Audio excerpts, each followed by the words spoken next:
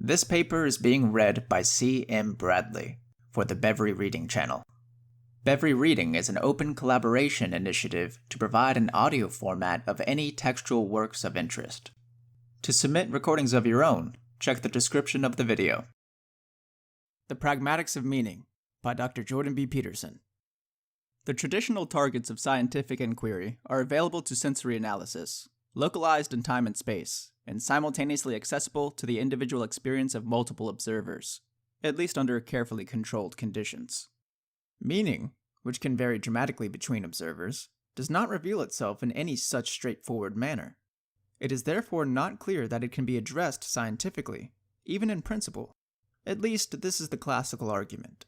But what if meaning could be construed as a stable emergent consequence of the interaction of subjects, objects, elements, or situations conceived of from a more abstract point of reference than that commonly utilized?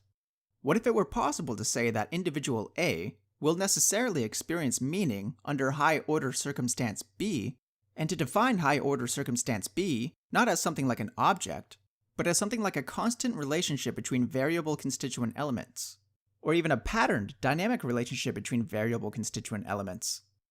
Wittgenstein said that an object is nameable, while a situation, something defined by the relationship between objects, is not.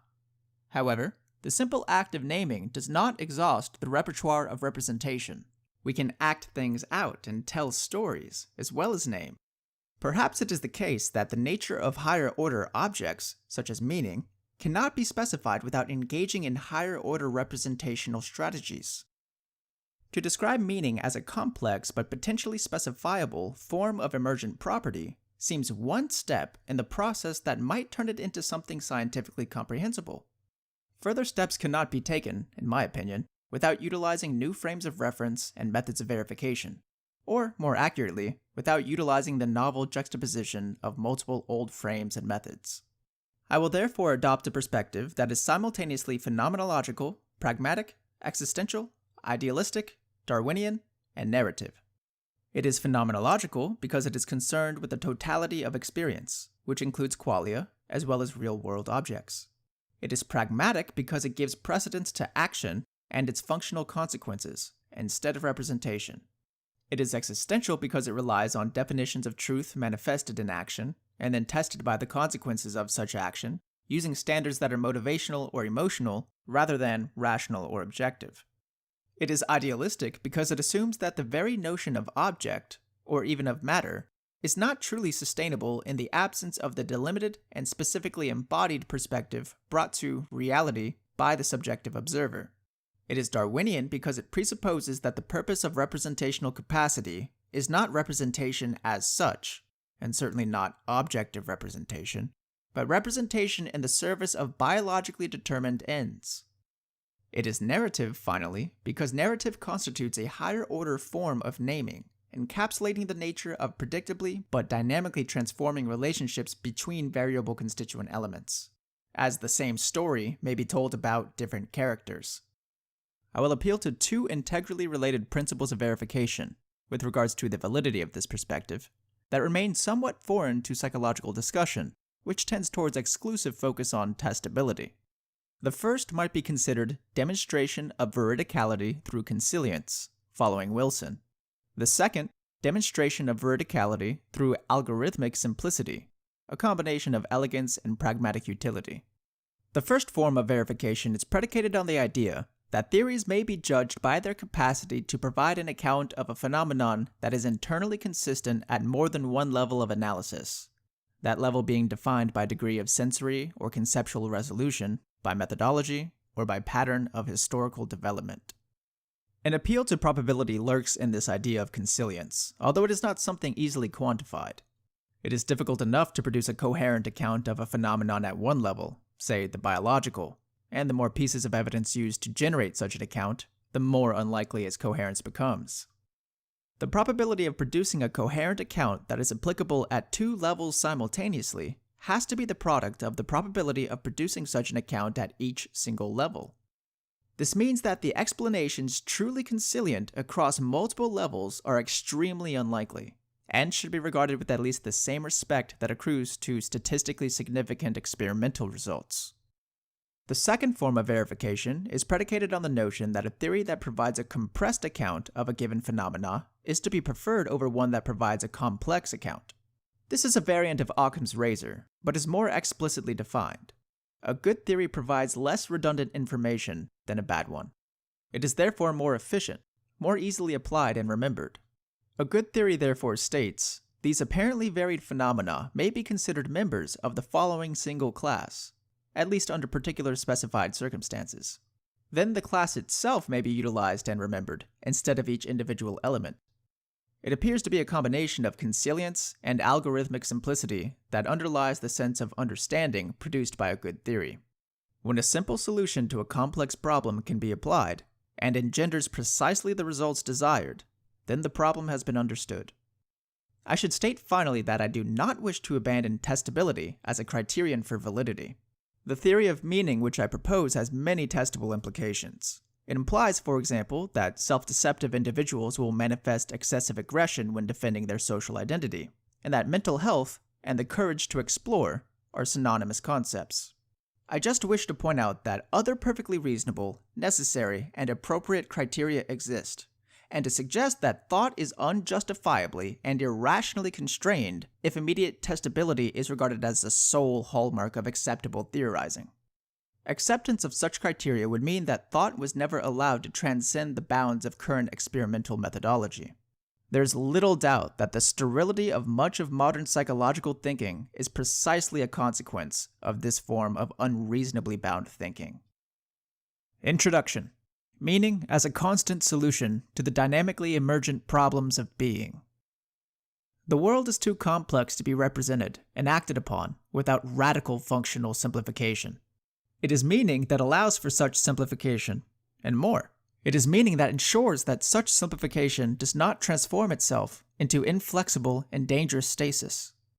Meaning is a very complex phenomenon, however, even when provisionally defined as an aid to simplification. It therefore appears conceptually useful to consider the manifestation of meaning in three broad classes. The first class constitutes the mechanism for the establishment, monitoring, and organization of the most basic and universal forms of functional simplifications, commonly regarded as motivations. This class may be regarded as meanings of the determinate world. It includes meanings of emotion, role, and social identity, as well as motivation. The second class of meaning constitutes the mechanism for the identification and exploration of those aspects of the environment that constantly arise to challenge the integrity of current functional simplifications or determinate worlds. This class may be regarded as meanings of the indeterminate world, and includes the meanings of anomaly or novelty.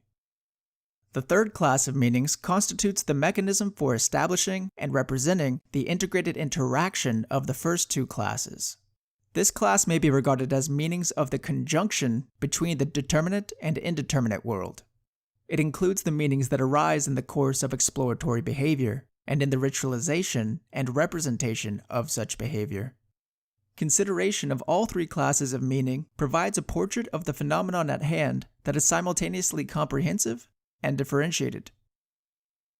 Class 1. Meanings of the determinate world. Introduction. Motivation does not drive behavior in a deterministic manner, nor does it simply set goals. A state of motivation is instead something more akin to an axiom, or a predicate of experience, something that provides a delimited or determinate frame for action, perception, cognition, and emotion. This means that a given state of motivation is something that gives the current state of being boundaries and values, which will remain unquestioned as long as the action patterns currently undertaken produce their desired and expected ends. These bounded states of being can usefully be regarded as determinate micro-worlds of experience. Such motivation-predicated determinate worlds are manifold in number, as there are qualitatively different forms of motivation, and exist sequentially, as action, perception, cognition, and emotion must be specifically targeted, not least because of the extreme limits that characterize conscious human information processing. Many determinate worlds exist, each dominated by a given motivational state, each containing particular, specified conceptualizations of the current state and desired end. which serve as necessary contrast and target points for the extraction of percepts, the specification of objects of abstract thought, the selection of motor procedures, and the affect-laden evaluation of ongoing world events. Currently functional determinate motivation worlds are productive and predictable, composed as they are by definition of previously encountered and familiar phenomena. The objects encountered in such a world, the thoughts that are likely to occur there, the emotions experienced, are all bounded, if not precisely specified. This makes the determinate worlds secure. They may therefore be regarded, symbolically, as something metaphorically and functionally equivalent to a maternal embrace. Alternatively, they may be portrayed as a social or patriarchal microcosm. Motivation as the first-order solution to the problems of complexity, self-maintenance, and self-propagation. We must survive and propagate in a world whose complexity exceeds our representational and functional capacity. Motivation serves to initially address these problems. A given determinate world is engendered as a consequence of emergent insufficiency along a given motivational dimension. A food-deprived animal, therefore, increasingly exists in a world where hunger constitutes the undesirable beginning state, where the presence of food constitutes the desired end state, and where objects are perceived and responded to solely as they are relevant to the hunger world.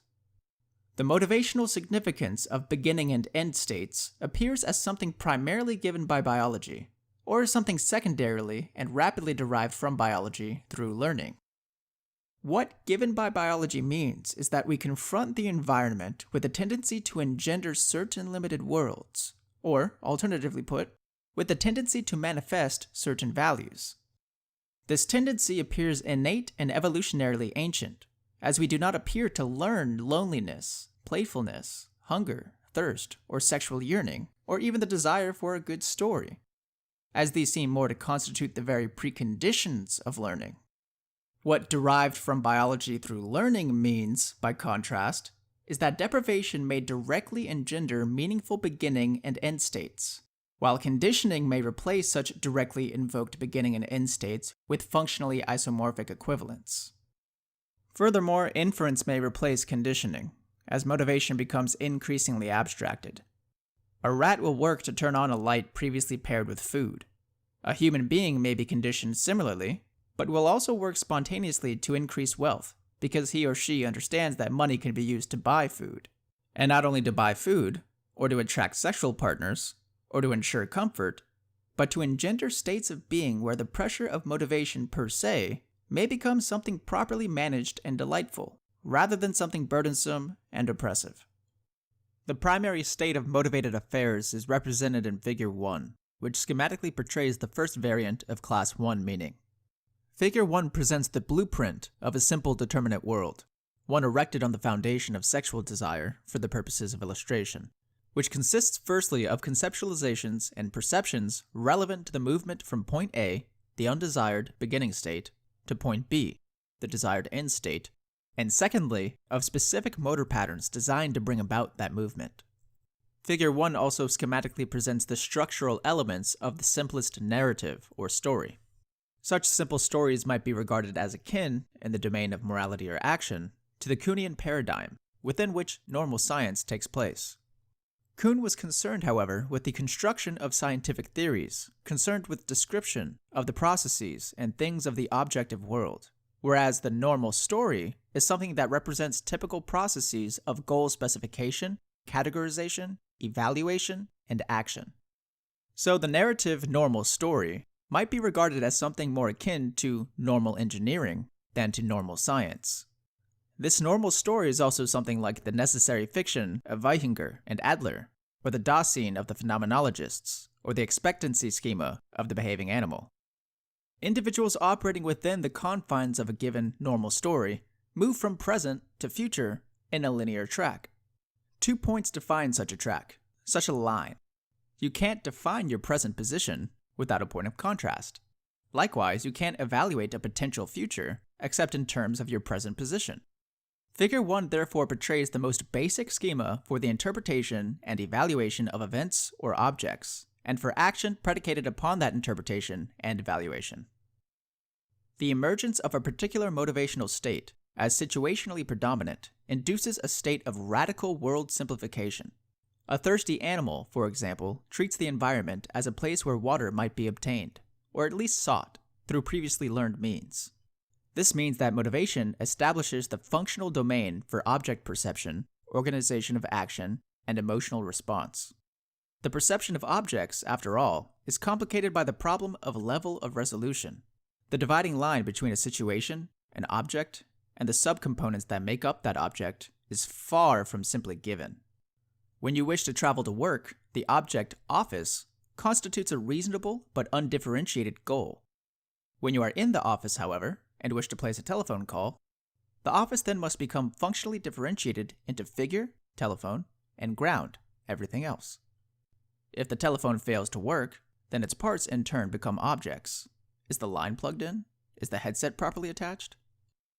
Human beings appear to be low-capacity processors, so to speak, with an apprehension capacity of somewhere between 4 and 7 objects. So it seems that our working memory works in concert with our motivational systems. A good goal requires consideration of no more things than we can simultaneously and efficiently track. Perhaps it is in this manner that we determine when to deconstruct a task into sub-goals. All goals are motivated. All reasonable goals are cognitively, perceptually, and behaviorally manageable. It might finally be pointed out, with regards to the notion of motivation as axiomatic, and, as such, as something outside or underneath normal experience, that it is the shared innate motivational aspect of meaning that makes meaning communicable. We are all at the whim of the same gods, considered as dramatic embodiments of the motivational forces that guide us. When I say, "I was very lonesome last week," a human listener responds, "Why were you lonesome?" Which is a query about determining circumstances, both objective and subjective, rather than responding, "What do you mean, lonesome?" What we will is subject to biological constraint. The ends we choose must meet the ends that support our being, or our existence will transform itself into suffering or cease altogether. Those ends may be varied in complex and interesting ways, but they remain universally comprehensible. We can understand others because they are destined to address the same problems that beset us. Another individual may derive different solutions as a consequence of personal or traditional identity, but his or her biological imperatives and emotional responses remain universal. As individual solutions move away from those offered by basic motivation and emotion, individuals become differentiated from one another, but never abstracted to the point of incomprehensibility of the shared and valenced ground of phenomenological reality. This means that it is the fact of shared meaning at the motivational level that puts a halt to the infinite regress that would otherwise always lurk as an unavoidable pitfall in a communicative statement. Means as well that is the fact of shared meaning that constitutes a veritable precondition for communication. Emotion as a solution to the problem of motivation. Motivation may be construed as a set of solutions to the base-level problems of human existence. Unfortunately, solutions to problems frequently generate their own second-order problems. The solutions of motivation offer no exception. The construction of a simplified perception, cognition, and action world as a consequence of the emergence of a motivated state helps determine what ends actions should pursue, and what objects should be observed in that pursuit. Or, more accurately, helps determine what concatenation of phenomena should be even considered as objects. Action implies trajectory, however, and movement along a trajectory means the action-dependent transformation of the environment, as the absolute point of action is to produce desired transformations of the environment.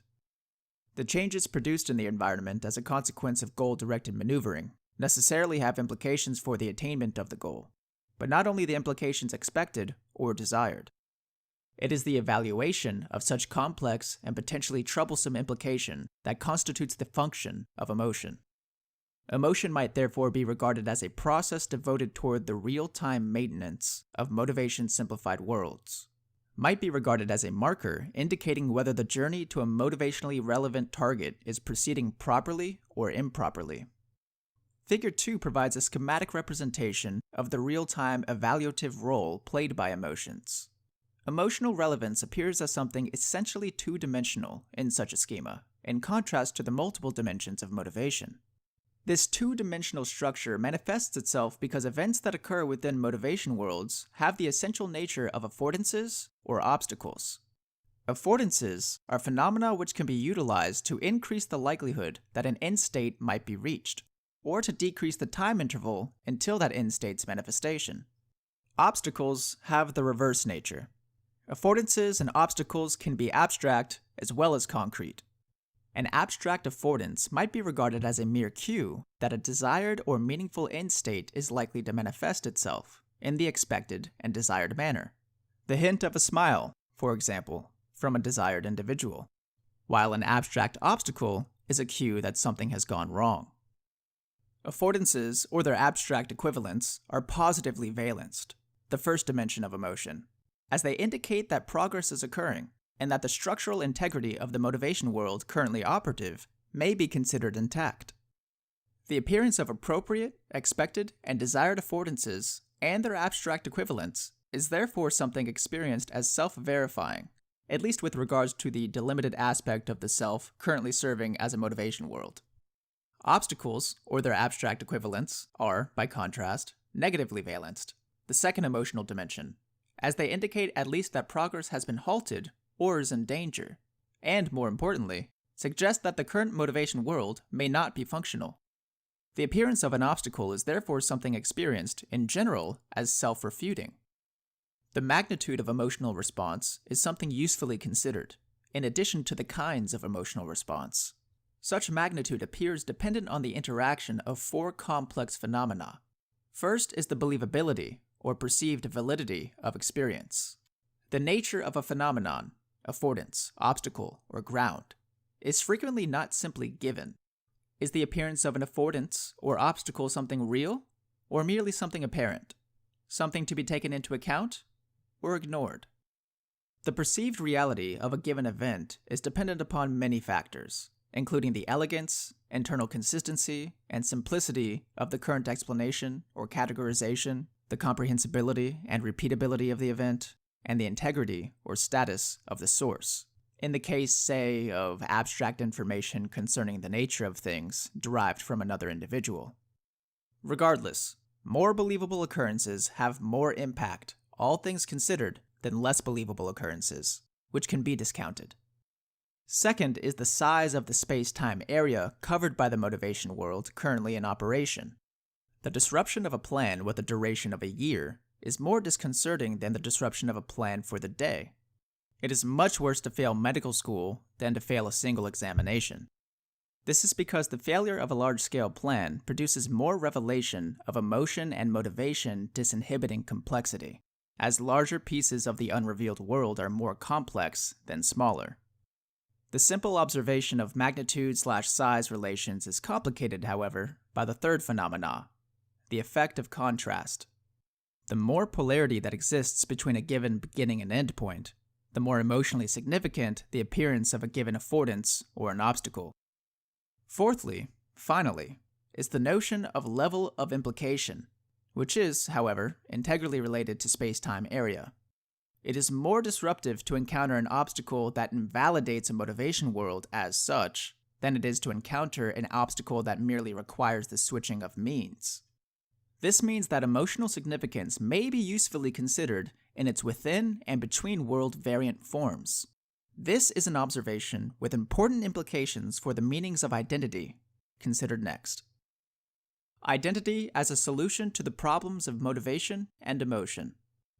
I am capable of abstraction and second-order representation, so I know that I will desire companionship and shelter and sustenance and aesthetic and exploratory engagement. So I conjure up a delimited world where I can work to obtain tokens that may be exchanged for such things.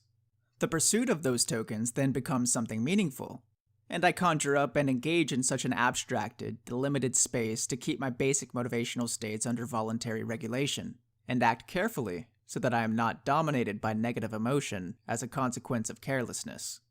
And so one might say that a third form of determinate world meaning can be identified. One that is much closer to abstract conceptualization and to social being than to basic motivation or emotion. I experience my immersion in any and all determinate worlds as meaningful. I have a stake in their maintenance as such, regardless of their particular content. Furthermore, I become emotionally attached to them. I identify with them. Such worlds are difficult to construct, and therefore valuable. They simplify the world and hold its complexity in check. Finally, they suit my needs and regulate my emotions. So, personal identity is in the most simple form the acceptance of a given motivation world as an aspect of the self. More complexly, however, identity constitutes a solution to the problem of organization posed by the diverse motivational and emotional aspects of lower-order meaning. First is the issue of sequencing. In what order should given motivational worlds be allowed to manifest themselves in the course of a given day or week or a longer span of time? Second is the closely related issue of hierarchical import. What motivational world or worlds should be granted priority? When I am faced with a conflict between affiliation and productivity, for example, which do I choose? How do I rank order my motivations, my values? My personal identity is therefore integrally determined not only by my own motivations and emotions, and my decisions with regards to their order and import, but by the fact that all others are making identical decisions, and that the environment in which those decisions are manifested is shared. So I must come to terms with the other. That means that personal identity shades into the social, means that personal and social identity is the emergent and even unconscious, that is, automatic and unplanned, consequence of the cooperative/competitive sequencing and rank ordering of motivational states. So, the third form of determinate world meaning tends towards identity in the personal guise and ideology in the social, as specific modes of being, roles to speak sociologically, are integrated under the rubric of general ritual and religious or philosophical conception at the levels of order that transcend the individual. Figure 3 schematically portrays a representation of identity, which organizes motivational and emotional states, or which constitutes that organization. At the highest level of resolution, identity consists of the motor patterns that constitute a given behavior, right sentence in the current example, and the perceptions, cognitions, and emotions that are relevant to that behavior. At lower levels of resolution, or higher levels of abstraction, behaviors are organized into functional and theoretically homogeneous groupings, which may reasonably be considered classes. High-resolution levels of behavioral operation constitute sub-elements of low-resolution conceptualizations and are governed, that is, sequenced, hierarchically rank-ordered, and evaluated, in consequence of their relevance as affordances, obstacles, or irrelevances, construed in relation to those lower-resolution conceptualizations. So, I write a sentence, and attend to the specific topic of that sentence while doing so. Then, I decide where that sentence should be placed, calculate its comparative importance, and evaluate it for quality. But I do this by switching to the lower resolution determinate world, author manuscript, and using that world as the frame for my decisions. In turn, I consider authoring manuscripts as a sub-element of the determinate world practice science, and so on, up the hierarchy of abstraction from the purely personal to the shared social. Class 2. Meanings of the Indeterminate World. Anomaly as a consequence of the insufficiency of determinate motivation worlds. Now, the problem with personal identity, or social role, is the problem of the dead past. The environment is entropic, while tradition, whether personal or social, is static, hence the state. Anomaly may, in consequence, be precisely defined as the eradication of the static by the entropic.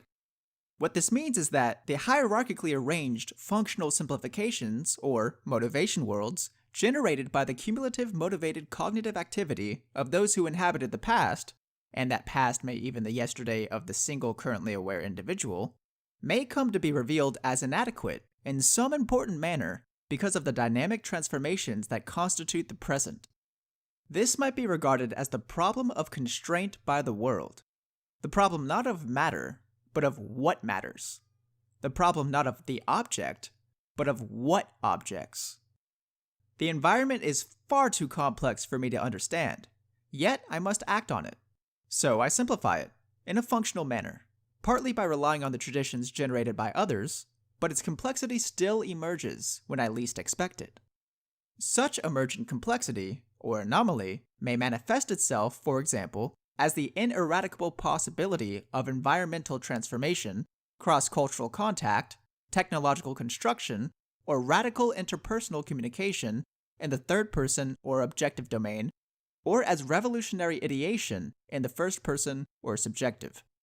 Therefore, although motivation, emotion, and personal or ideological identity may effectively provide solutions to particular problems over delimited times and spaces, these forms of meaning cannot provide a final solution to the problem of emergent complexity of the world, and cannot therefore be experienced as satisfying in any final and important sense.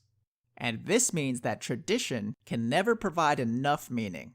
This is true regardless of the content of that tradition, lawyer versus doctor, say, or Muslim versus Jew, and regardless of its existence as personal role or social identity.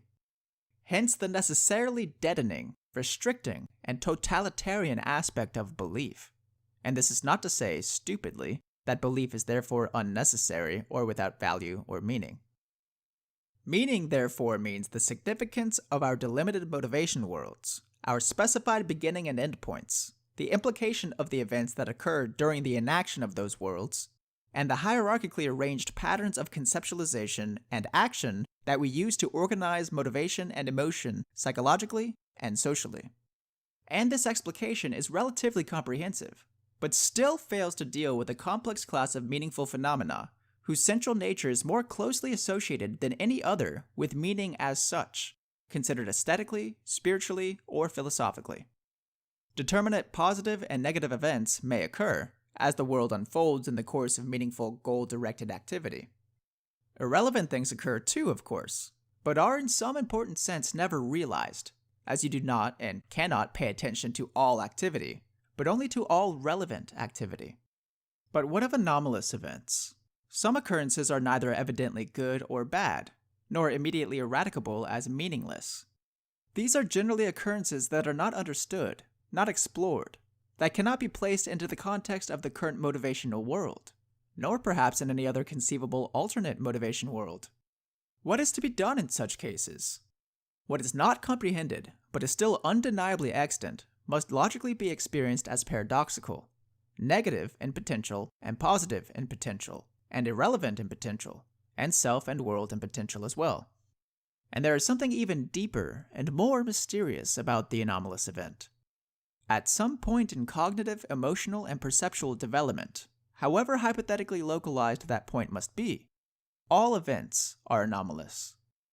And that implies that the construction of forms of reference that allow for the determinate classification and utilization of objects, situations, and abstractions is something dependent on the extraction of information from the overarching and ever-emerging domain of the anomalous, or novel. And it is for all these reasons that the anomalous or novel should be regarded as meaningful, a priori, and for all these reasons that the meaningful anomaly might well be regarded as the ground of determinate being itself. Figure 4a and 4b schematically portray Class 2 meaning, associated with the emergence of world complexity, or anomaly, of the within and between motivation world types.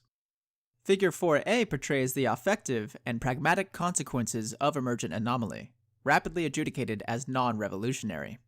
This means the encounter with something unexpected in the course of goal-directed activity within the context of a given motivation world.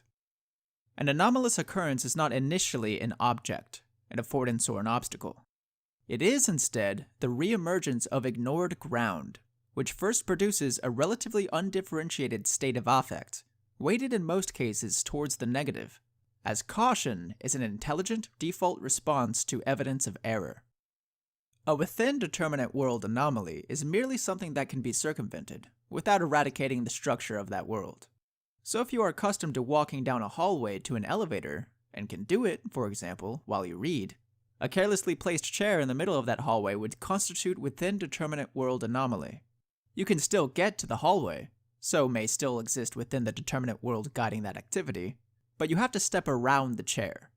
Such emergent anomaly will produce a brief flurry of indiscriminate affect, immediately quelled by classification of the anomaly as misplaced chair, and by subsequent re-establishment of the integrity of the currently operative motivation world.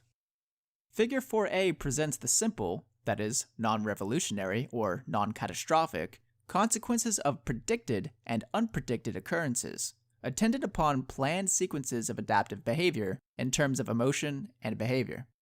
If one plan fails, another might be generated, with the beginning and end points remaining constant. If the second plan fails, yet another may arise, and the nature of the beginning and end points still remaining unchallenged. This is, once again, process within normal limits. Insofar as the goals of current behavior remain unchallenged, the means may switch repetitively without undue alarm. If a dozen plans fail to reach a given goal, however, the functional integrity of the determinate world itself becomes questionable. This questioning process may occur because of the emergence of anxiety, or frustration, or disappointment, or anger as a consequence of repeated failure. Under such conditions, which is repetition of error, it becomes reasonable to rethink the whole plan, the whole story, and that means to reconstrue the current determinate world. Perhaps where you are isn't as bad as you thought. Alternatively, perhaps another somewhere else might be better. This process of more dramatic error-driven reconsideration and categorical reconstruction is portrayed in Figure 4b, and later, more comprehensively, in Figure 5. Figure 4b portrays the consequences of anomaly resistant to categorization within the confines of the current determinate motivation world. This is the situation that arises when a problem that cannot be easily solved makes itself manifest. You are working on a computer, for example, authoring a manuscript, and the computer crashes. The environment can therefore no longer appropriately be conceptualized in terms of writing. This means that the new determinate world, with different beginning and end points, must be constructed to deal with the emergent problem of the malfunctioning computer. Such construction does not occur, however, without cost. The initial determinate world may be regarded as the cognitive, emotional, perceptual structure whose primary function is the functional simplification of the environment. When that simplification is disrupted, then the complexity of the environment reemerges, however briefly. Imagine that the computer crash turns out to be accompanied by complete hard drive failure, for example, in the absence of a recent backup. Reconstrual of the environment is thus made substantively difficult. What should be done? What should be felt? What should be perceived? In the interim, before such things are specified, experience consists of a descent into chaos, so to speak, which might be regarded as the place, the no man's land, between decisions. This place is ruled by conflicting motivations, as basic regulatory systems strive there to obtain dominance over and bring order to the currently dysregulated world, as emotions compete there to guide behavior, as anger, fear, guilt, hurt, and even exhilaration, if the disrupted motivation world was ambivalent in value. Perhaps you did not want to write that paper anyway. And, more complexly, as new information reveals itself there, as a consequence of the eradication of the limitations placed on perception by the now disrupted determinate motivation world. Perhaps you learn a valuable lesson, as a consequence of your foolish error. The information that makes such learning possible is in the same between-decision domain as the emotional and motivational chaos attendant upon failure. Class 3. Meanings of the conjunction between the determinate and indeterminate worlds. Orienting and exploration as a solution to the problem of anomaly. We know that things are more complicated than they appear. That is, we know that whatever is more complicated than whatever is specified by our current motivation world. We know that we must perform radical simplifications of the world in order to operate in it. This means that whatever is might be regarded as the sum of all we know, plus all that is left over, all that is not currently being taken into account, perceived, conceptualized, or acted upon. This implies that all that is left over may constantly present itself as something with the capacity to correct the insufficiencies of our current simplified but theoretically functional stance. Then the question immediately arises: what is the immediate consequence of the emergence of such corrective information? And here might be proposed a radical answer, although not one without its philosophical precursors. It is the direct revelation of meaning. And this all implies that the world as it truly is reveals itself as paradoxical meaning, long before it reveals itself as determinate motivational or emotional significance, or as irrelevance, or even as object or fact, because something is certainly novel long before it becomes a recognizable and stable object, because the construction of fact as currently conceptualized requires the active participation of other people. It is something delightful to note, and something that is not entirely without irony, that the facts themselves appear in concordance with this functional and pragmatic inversion of materialist reality. Let us take, for example, the processes that underlie a diversely complex range of animated activities, animal much as human. It is an accepted axiom of theories describing such activity from perspectives ranging from the neo-psychoanalytic through the cybernetic to the behavioral, cognitive, psychobiological, narrative, and social psychological that human behavior is goal-directed rather than simply driven. Let us start with an attempt to integrate the relatively modern animal experimental/behavioral formulations of Jeffrey Gray, Jack Pansep, and Edmund Rolls, and work from there. These modern behaviorists speak of language of stimulus and reinforcement. While this might strike some as anachronistic, it has one striking advantage. Its terms are defined. When a behaviorist refers to broadly positive motivational or affective states, for example, he says consumatory or incentive reward. Consumatory reward means occurrences, 1, whose appearance will produce an increase in the future likelihood of immediately preceding behaviors, 2, whose functional effects appear modulated at least in part by serotonergic mechanisms, and 3, whose appearance will bring the current state of goal-directed behavior and conceptualization, that is, the current motivational world, to a halt. Incentive reward means occurrences, 1, that signal consumatory reward, affordances using the terminology previously applied, 2, whose application will also produce an increase in the future likelihood of immediately preceding behaviors, and 3, whose effects can be modulated as a consequence of the administration of dopaminergic agonists or antagonists. When such a behaviorist refers to broadly negative motivational or affective states, for example, he says punishment or threat. Punishment means an occurrence, 1, whose application will produce a reduction in the future likelihood of immediately preceding behaviors, 2, whose application will produce angry, aggressive, or flight-oriented responses, and 3, whose behavioral and psychophysical consequences can be modulated with the administration of opiate agonists or antagonists. Threat means occurrences, 1, that signal punishment, 2, whose application will also produce a reduction in the future likelihood of immediately preceding behaviors, and 3, whose consequences can be modulated with the administration of anti-anxiety agents such as benzodiazepines and barbiturates. Why is this relevant? Well, this careful definition of terms is particularly useful in a discussion of meaning, as meaning in its most basic guises means implication for behavior, or, at a higher level of abstraction, implication for the conceptual schemes that currently govern behavior. So, consumatory and incentive reward have meaning. Repeat in the future the behaviors that you just manifested in the past, or continue on the same, potentially, productive path, experienced as affect or motivational state.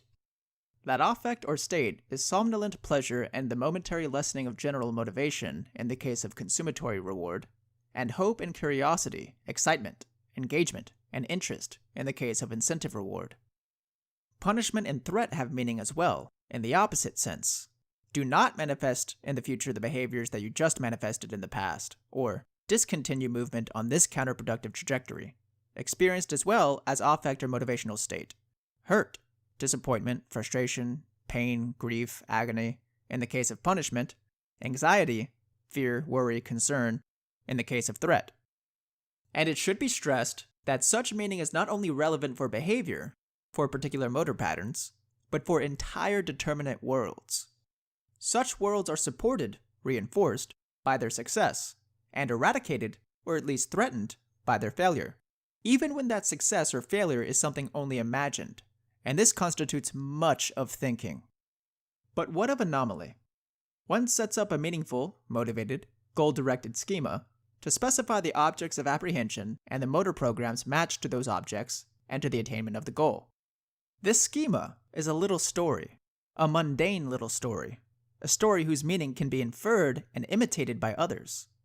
A goal-relevant world of experienceable simplification emerges, perceptually, accompanied by procedures known to be effective in that world. and virtually everything irrelevant to that domain of concern, which is virtually everything in the case of a good plan, is ignored.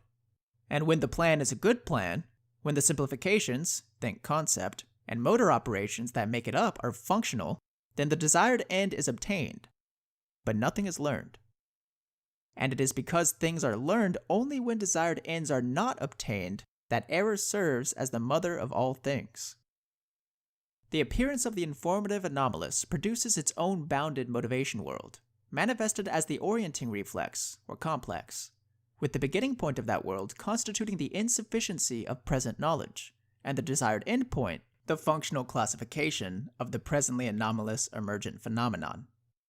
The anomalous unknown draws attention to itself as a consequence of the actions of involuntary motivational and emotional systems, so that increased intensity of sensory processing and increased motoric and abstract exploratory activity, in the form of cautious approach, in the form of reconsideration of extant cognitive and perceptual categories, may be brought to bear on the locus of revealed complexity. This sensory processing, cautious approach, and reconsideration means examination of the anomalous from the perspective of various motivation worlds. Is the new thing relevant to some specified motivational domain? And from various emotional perspectives. May it serve as an affordance, or its abstracted equivalent? Is it an obstacle, or a cue for an obstacle? Can it be regarded as occupying the same categorical domain as other previously classified and irrelevant objects? So may it reasonably be regarded as ground?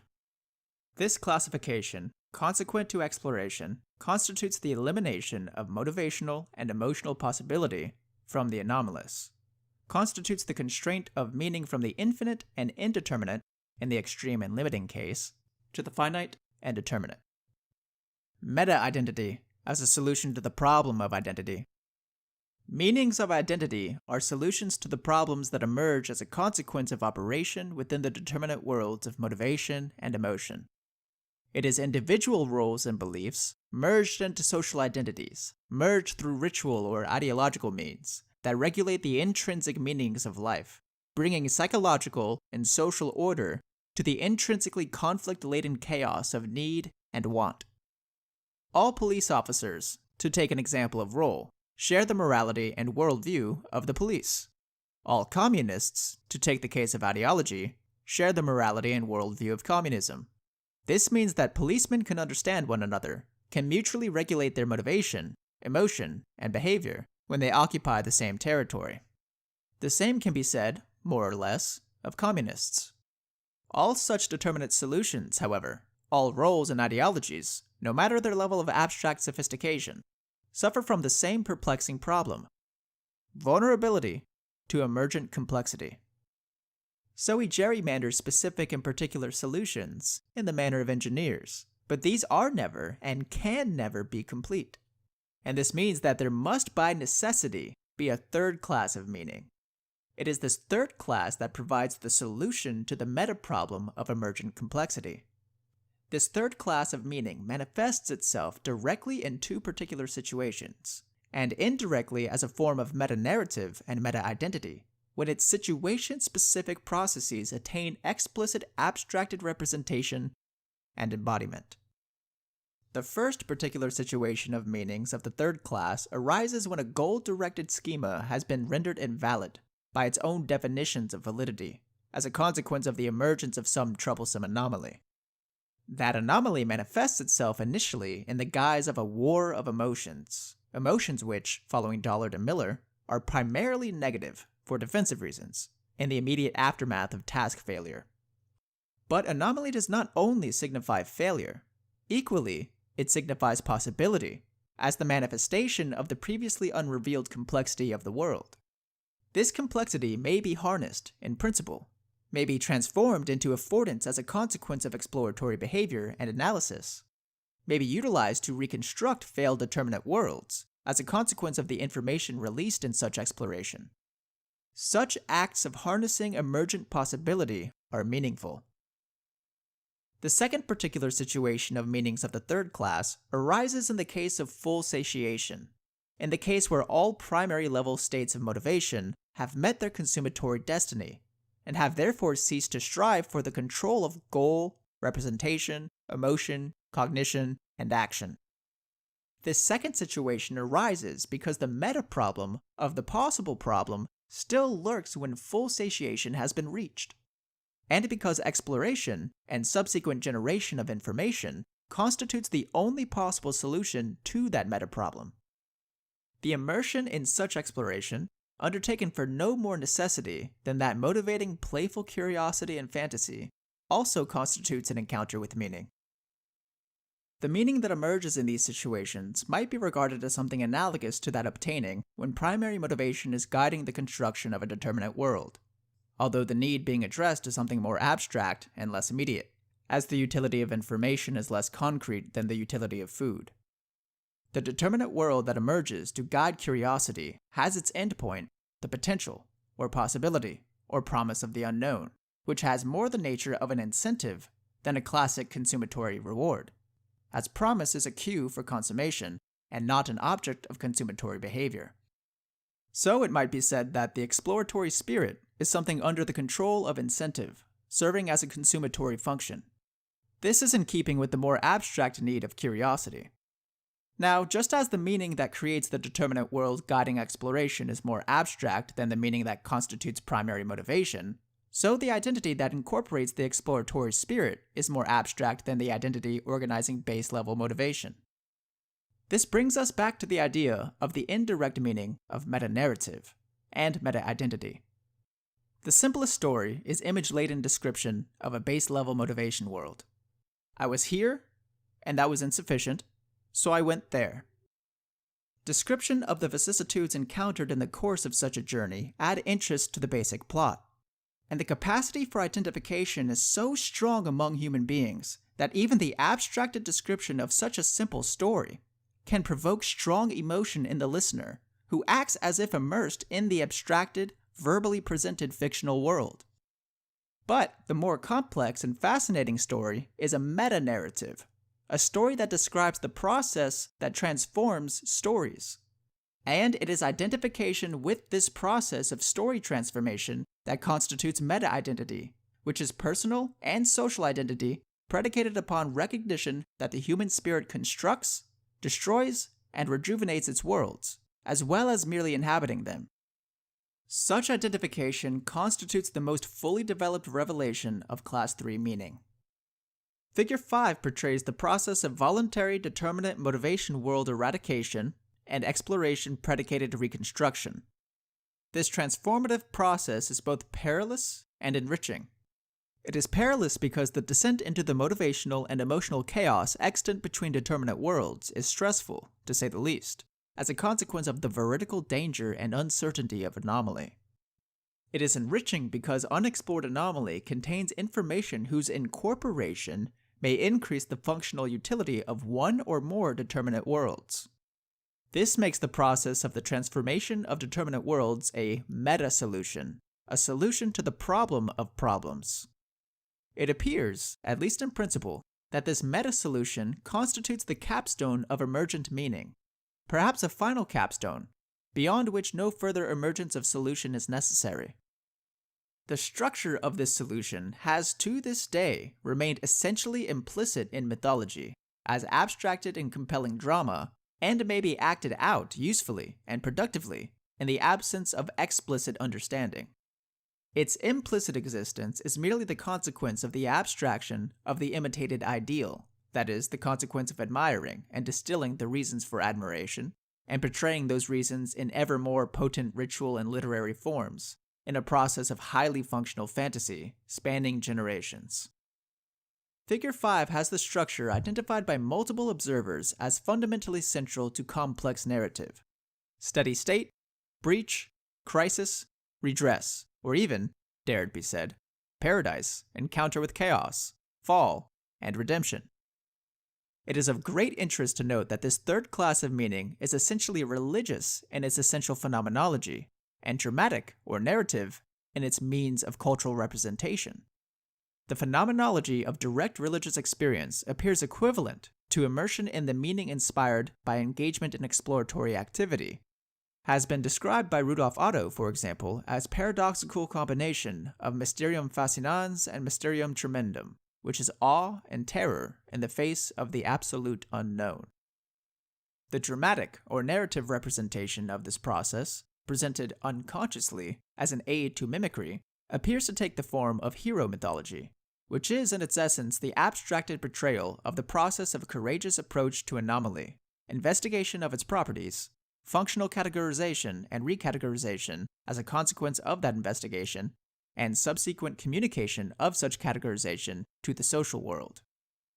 Although such dramatic representation is abstract and may well be regarded as explicit, it is not entirely explicit, existing still more at the level of image or of episodic memory rather than of word or semantic memory, and has remained primarily embedded in mythology and literature.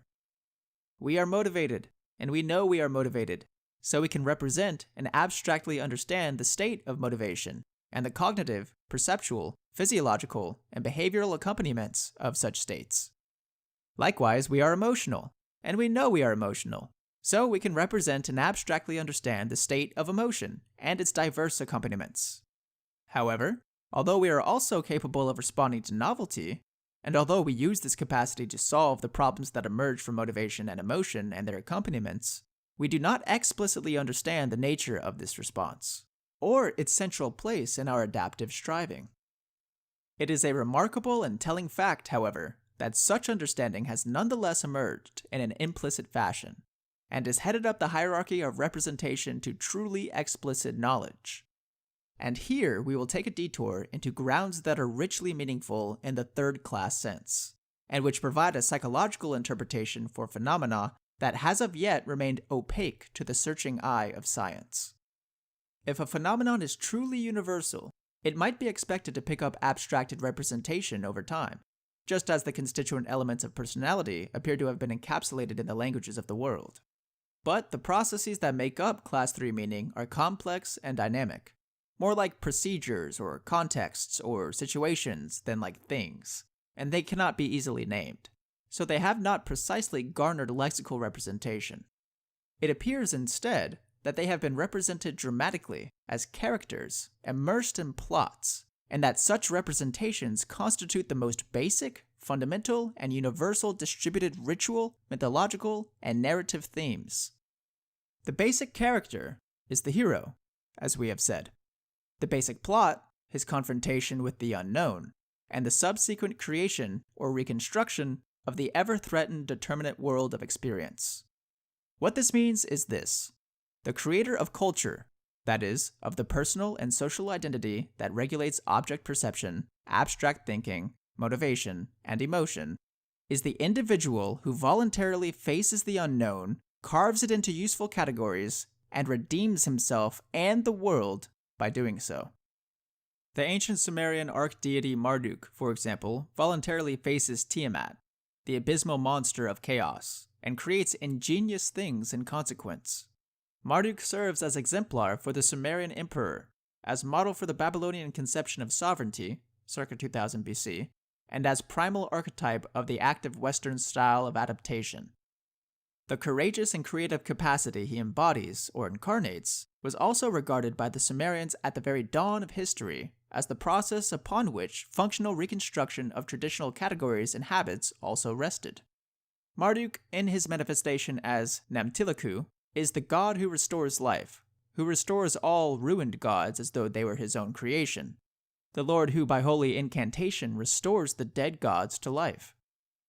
He is Namshub as well, the bright god who brightens our way, which assimilates him to the sun, illumination, enlightenment, and to the eternal triumph over darkness, and Asaru, the god of resurrection, who causes the green herb to spring up.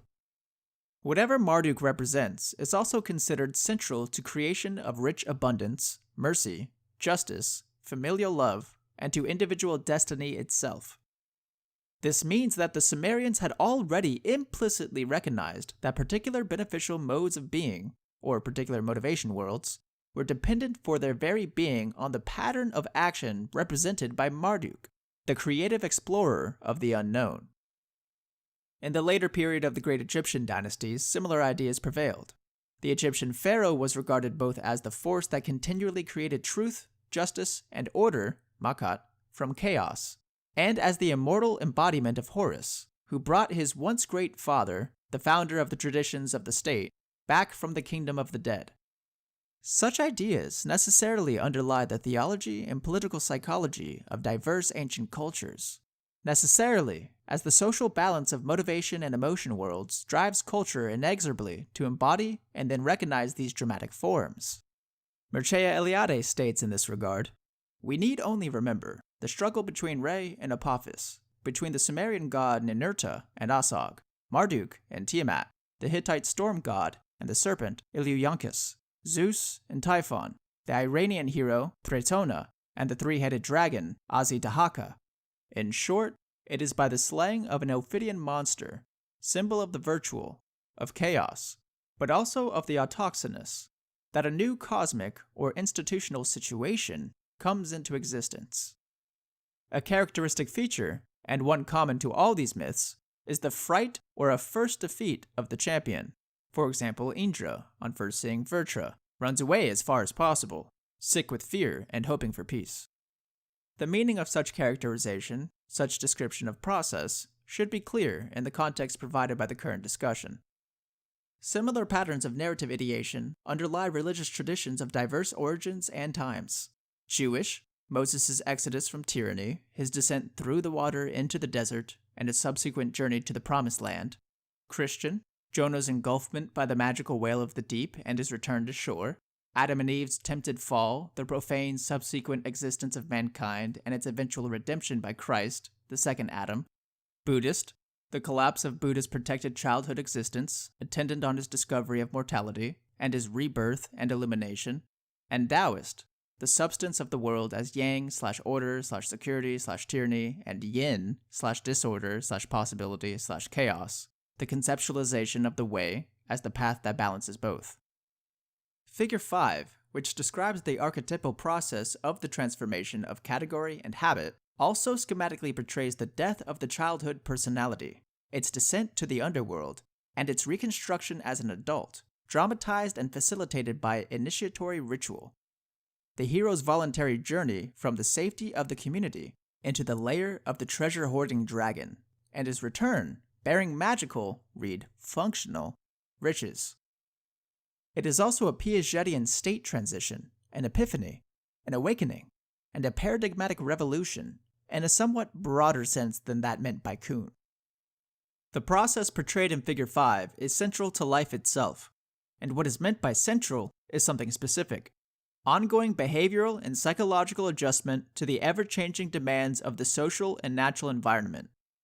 We err constantly in our attempts to elicit what we desire from what currently presents itself.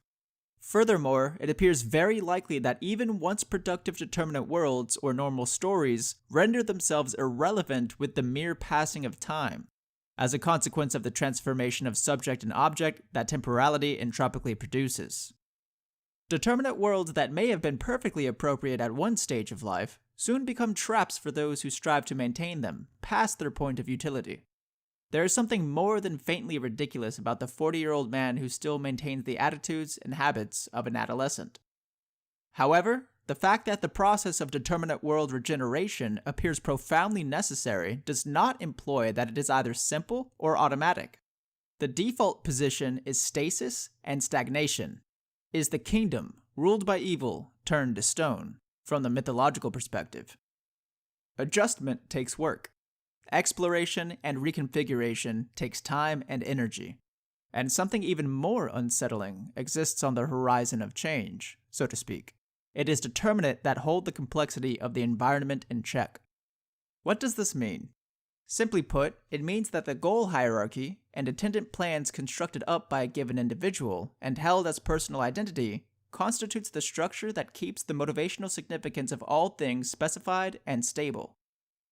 If it is the emergence of a determinate world that reduces the environment simultaneously to 7, plus or minus 2, objects, and to the greater singular class of all irrelevant things that can therefore be ignored, it must also be the case that the collapse of this world disrupts the capacity to ignore, and that, in consequence, all things now considered irrelevant must be reconsidered as potentially important.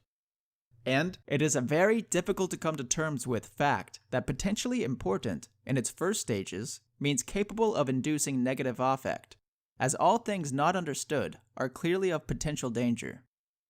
It is furthermore the case that the emergence of a given anomaly in the course of a sequence of goal-directed activity not only threatens that sequence and those goals, but at least in possibility, all sequences and all goals, at least until the anomaly has been explored and reconciled, that is, until it has been cut down to size, assuming such cutting is possible. So that means that an anomaly is, in truth, a dragon of indeterminate size, and that one must be somewhat of a hero to admit to its existence and approach it. And in the absence of this heroic identity, the dragon keeps growing, so to speak, as the consequences of unexplored anomaly propagate, until it is truly something big enough to threaten the whole castle. So this all means that the world, considered as the normal story, deteriorates of its own accord, merely because the conditions of existence transform themselves unpredictably according to their own inner workings, but also means that the actions and inactions of individuals can facilitate or eradicate this deterioration. Mircea Eliade approached this very issue from a uniquely informative perspective, and one that seems to have great, but as of yet unrevealed significance for psychology. He first described the widely disseminated belief that the world inexorably ages and decays, depicting common sequences of rituals designed to regenerate the cosmos, and the subsequent mythologized and abstracted narrative portrayal of those rituals. The degenerating world that serves as the object of such rituals and narrative representation is clearly not the objective, material place currently regarded by the modern mind as environment. This world is instead the predictable social structure of category and habit erected as a consequence of the cumulative creative endeavors of man, ancestral and present. Is the protective barrier placed by mankind between the vulnerability of the individual and the destructive forces of nature. Nature, ravished by transmutation, is in a constant state of flux. The determinate worlds of the past, cast in stone, become merely by their own inertia and dearth of spirit something increasingly mismatched with the current state of affairs. This process of distancing between culture and nature, so to speak, is aided and abetted by the voluntary faults and transgressions of those who exist in the present, as each individual, according to his or her failure of courage, fails to improve things in the face of absolute evidence for their insufficiency. The increasingly unsustainable distance between category and habit and environment resolves itself not infrequently with catastrophe, as societies restricted in their adaptive capacity by the bonds of the past collapse precipitously, to rise again, or to disappear entirely. It is for such reasons that narratives of the destruction of the world by an angry god or gods are widely disseminated, particularly in the form of the deluge myth, whose existence has been documented on all continents. The matrix of creation, symbolized by the primordial element of water, constantly conspires to destroy those who depart from the divinely ordained way in a manner that is simultaneously inevitable, universal, and highly memorable. The majority of the flood myths seem, in some sense, to form part of the cosmic rhythm. The old world, peopled by a fallen humanity, is submerged under the waters, and sometime later a new world emerges from the aquatic chaos. In a large number of variants, the flood is the result of the sins, or ritual faults, of human beings. Sometimes it results simply from the wish of a divine being to put an end to mankind.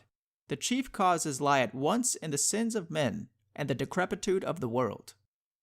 It is for this reason that formalized, abstracted, traditional religious systems, such as Christianity and Buddhism, lay explicit stress on the necessity for humility as a precondition for redemption. Lay explicit stress, that is, on the necessity for constant and vigilant recognition of self-produced error as an antidote for dangerously rigid identity, pathological authoritarianism, arrogance, and tyrannical attitude. Such systems of belief additionally stress the vital need for personal courage and integrity in the face of mortal danger and ever-present intrapsychic and interpersonal pressure to conform.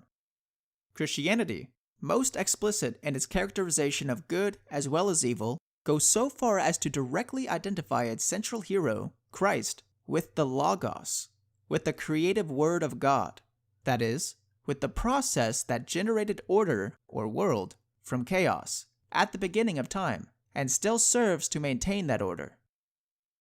Medieval alchemical thought, serving as a bridge between the extreme spiritualism of European Christianity and the later materialism of science, took to itself the dictum, Insterquirinis invenitur, in filth it shall be found. Insterquirinis invenitur comprised the summary statement for a set of beliefs that apparently arose spontaneously among those who were seeking perfection, or the means to perfection, in the pursuit of the philosopher's stone. This set of beliefs was predicated on the assumption, or the discovery, that the seeds of what redeems were to be found within what was frightening and upsetting, read anomalous, and therefore within what had been devalued or ignored precisely because it was frightening or upsetting. Alchemy, in its psychological aspect, put forth the following hypothesis. The world remained in a corrupt and base state in precise proportion to the degree that what matters had been ignored or improperly attended to. This corrupt and base state, analogous to the stultification or petrification of the past, was exactly that which eternally invited the retribution of God. Forms of knowledge, forms of wisdom, to speak more precisely, predicated on such themes, found their first modern secular flowering in the psychoanalytic schools. Freud, although vehemently anti-religious in his central outlook, nonetheless made repression the hallmark of the pathological personality, and its treatment the centerpiece of therapy. It was sexual information that the Freudian hysteric avoided most completely, but it was the Victorian attitude and historical circumstance, engendered in part by the mortal threat of syphilis, that made sexuality itself the prime phenomenal anomaly. Jung, for his part, believed that the individual lurking behind the persona, that is, behind absolute identification with the power of the social structure, or the state, might well be regarded as eminently, although invisibly, dangerous, responsible, when grouped with like-minded others, for large-scale, not infrequently genocidal, acts of social psychopathology. This man or woman, persona identified, suffering from a psychopathology of health, in Nietzsche's words, that is, from a surfeit of social appropriateness, is the person ready and willing to sacrifice both redemptive individuality and the anomalous other to maintain social respectability and the illusion of stable well-being. This makes the persona-identified individual the willing executioner, described by Goldhagen. Alfred Adler believed, similarly, that the neurotic lived a life lie, accepting long-term, future personal or distributed collective suffering and misery as the price to be paid for short-term illusory inflated self-esteem and happiness, and clearly and carefully described the deceit and treachery that was and remains part and parcel of unnecessary psychological suffering. Post-psychoanalytic psychological thought, whether driven by explicit philosophical speculation or hard experimental data, nonetheless produced isomorphic conclusions. Continental phenomenologists such as Bingswanger and Boss laid explicit stress on the necessity for authenticity and the pursuit of meaning in the face of existential uncertainty and angst, while American humanist existentialists such as Rogers and Maslow presented genuineness in the face of threat as the hallmark of health, or as the precondition for its development. George Kelly, like Milton, attributed pathological human suffering to rigidity, arrogance, and resistance to change, to refusal to risk the anxiety attendant upon transformation of key cognitive constructs, as a consequence of exposure to anomalous or otherwise threatening information. The proper development of the child, from the Piagetian perspective, is conditional upon the polar opposite of such a rigid attitude. To extract personality from the environment, so to speak, to construct himself, the child must embark on a daring process of assimilation and accommodation, must constantly encounter information that does not fit the currently extant schema, must effortlessly modify previously generated skill and representation. This stage theory of development is, to put it in historical perspective, world construction, anomaly introduction, world dissolution, world reconstruction, recognizable instantly as either mythology predicated or as the precursor to the observation-predicated development and elaboration of a mythology. And Piaget himself noted the association between his stage-centered theory of development and the ideas of Kuhn. The primary hallmark of behavioral therapy, and its modern cognitive counterparts, divorced at least in principle from psychoanalytic thought and method, is nonetheless exposure, and the reconstruction of worldview that is necessarily attendant upon such exposure, reconstruction of cognitions of self and world. Guided, supervised exploration of what has been habitually avoided, including the ground defined by extreme trauma, produces acquisition of new representation and development of new skill. This apparently means return to emotional stability, but really means 1. Increased capacity to transform previously frustrating and frightening interaction with the environment into what is currently and validly desired, but nonetheless still hovering out of reach. And 2. Capacity to generalize the presumption that the individual can face the terrible unknown and prevail. The classical, and not so classical, behavioral view is that the learning attendant upon exposure is something akin to simple habituation, that is, something like getting used to. It is far more likely the case, however, that the consequences of guided exposure produce a complex learning procedure involving the mapping, that is, the categorizing or recategorizing, and mastering of hitherto unmastered situations or territories, accompanied by the oft painful and frightening processes of categorical restructuring described by Piaget. The determinate world of experience, simultaneously internal presupposition and external social construction, constitutes order, security, tyranny, yang, set up against chaos, indeterminacy, unpredictability, danger, possibility, yin. Order is inherently unstable, as the chaos or complexity encapsulated by previous effort continually conspires to reemerge. New threats and anomalies constantly arise, as the natural world ceaselessly changes. These threats may be ignored, in which case they propagate, accumulate, and threaten the very integrity of the current mode of being. Alternatively, the unknown may be forthrightly faced, processed, assimilated, and transformed into a beneficial attribute of the renewed world. Upon this grammatical edifice, determinate world, indeterminate world, process of transformation, is erected every narrative, perhaps every theory of personality transformation, perhaps every system of truly religious thought as well. Error must be recognized and then eliminated as a consequence of voluntary exploration, generation of information, and update or reconstruction of skill and representation. Things that are bitter, feared, and avoided must nonetheless be approached and conquered, or life finds itself increasingly restricted and miserable. Heroism, that is, creative, exploratory, classificatory, communicative endeavor, is thus the best solution provided by humanity to every problem that besets us. It is in voluntary embodiment of the heroic pattern, therefore, that the most fundamental form of meaning is to be found.